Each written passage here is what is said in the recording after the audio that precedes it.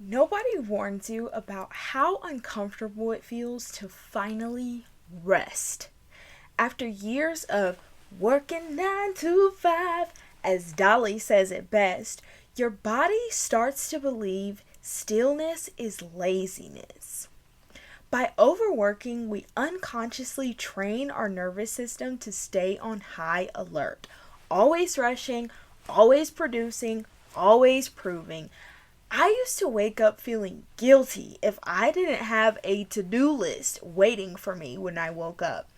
Like I owed the world my productivity just to feel worthy of a nap.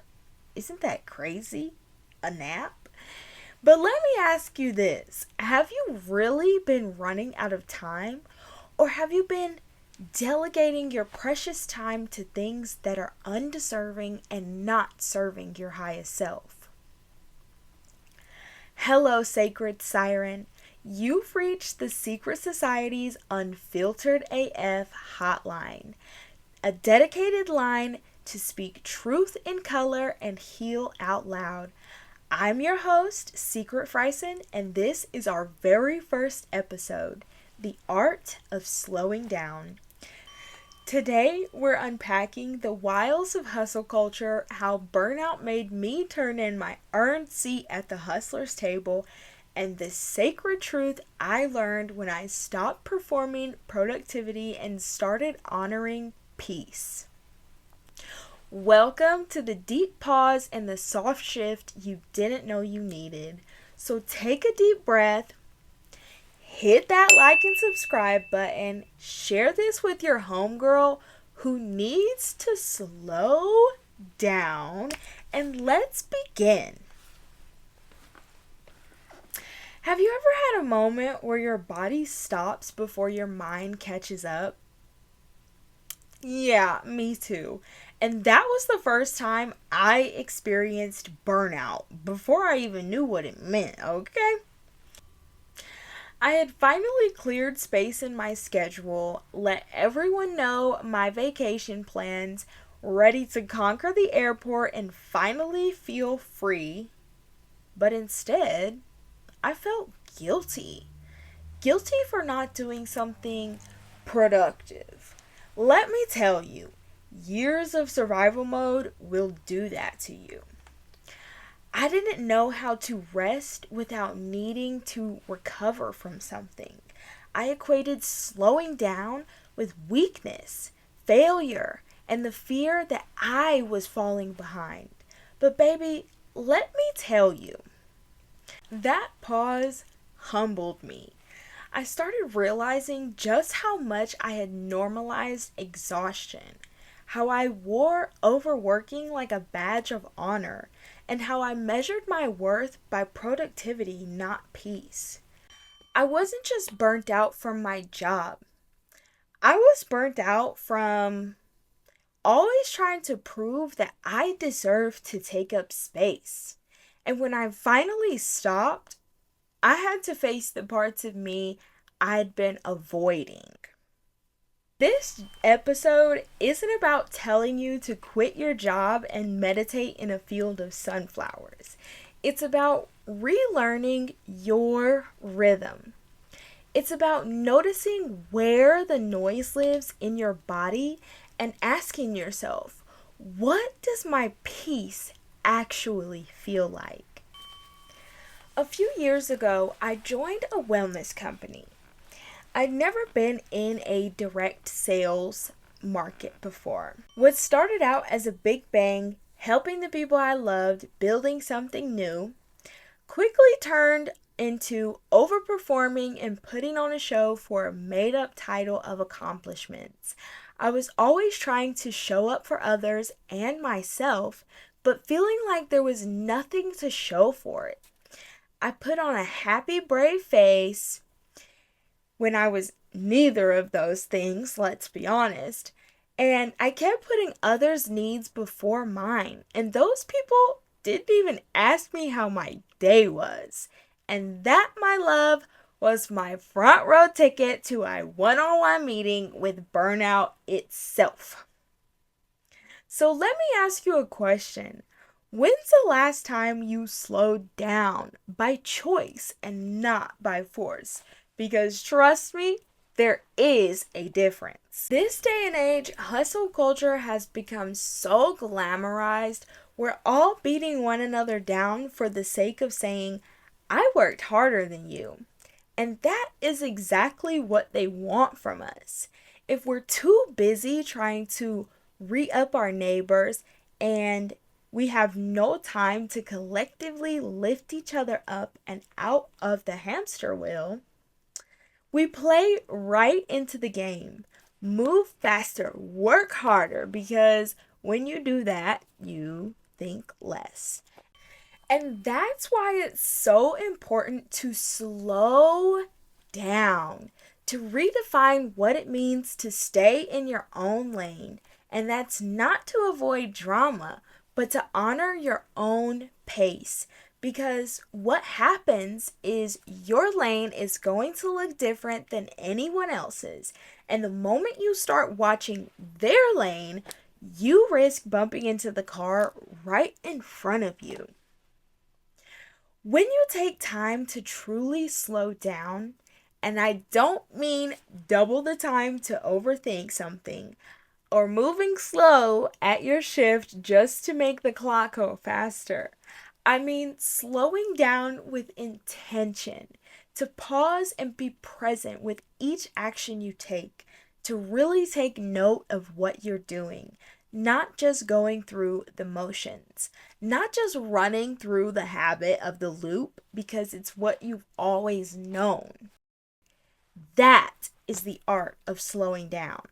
So, how do we slow down with intention when life's already demanding more from us than time can give?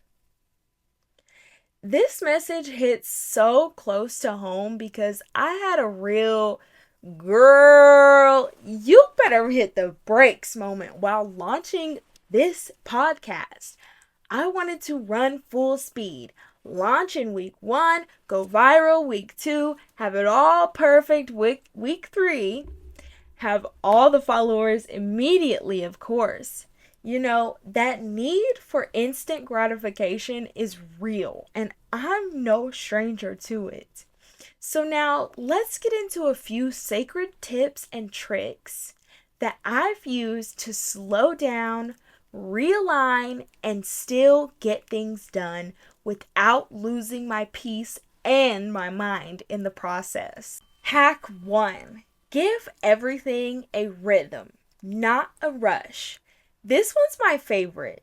Why, you ask? Because you can apply it immediately and feel the shift. Let's take your night routine as an example. Usually, it's shower, skincare, brush teeth, hit the hay. And you probably rush through it all half asleep just trying to get to bed. I understand. But what if you gave it rhythm instead of squeezing in one more episode till your eyes barely stay open? What if you took 15 to 20 minutes to actually enjoy the ritual? Pretend you're your own favorite influencer. Do a full on get ready with me for your audience, which in my case is usually my Yorkie Midge. Break down your 2, 4, 6, 8, or 10-step skincare routine like it's sacred. Suddenly, it's no longer something to get through, it's something you get to experience. Or maybe instead of that quick rush shower, maybe you'll run a bubble bath and let yourself soak for 30 minutes. Bonus points if you pop on your show on your phone or tablet. Boom, that's a twofer. Our next hack is 2: presence before performance. This one hits deep. In the morning, most of us reach for our phones before we even breathe. So try this. Set your alarm 5 minutes earlier, but don't get up any earlier. Just wake up. Here's what I do. I keep my eyes open because, child, I will fall back asleep if I don't. So, if you want to, eyes open or closed, I say my prayers, then I gently wake up my body, wiggle my toes, stretch and breathe from toes to nose. I bring awareness back into my body before I jump into action. That tiny 3 to 5 minute pause will have your nervous system feeling balanced all day. Our third hack is time your routine on a non work day. Y'all, this one changed the game. I started tracking how long my morning and night routines actually take, not rushed, just flowing at my own pace. As an example, it takes me about 20 minutes to comfortably brush my teeth and do my skincare. So instead of cramming that into my 45 minutes of get ready time, I started going to bed 20 minutes earlier and waking up in that same time to make room for that piece. Now I don't feel like I've sacrificed my sleep or my time, and I've preserved the quiet between me and my morning routine. That's what rhythm feels like. Our fourth hack: build stillness breaks into your day. And no, scrolling does not count. This one might be tricky for some of us sirens and sires, myself included, but the key is intentional stillness. Here are some ideas. Sip your tea or coffee phone free. Go outside and ground on the lawn. Do a few minutes of breath work or meditation. Lately, I've been pulling a card of the day.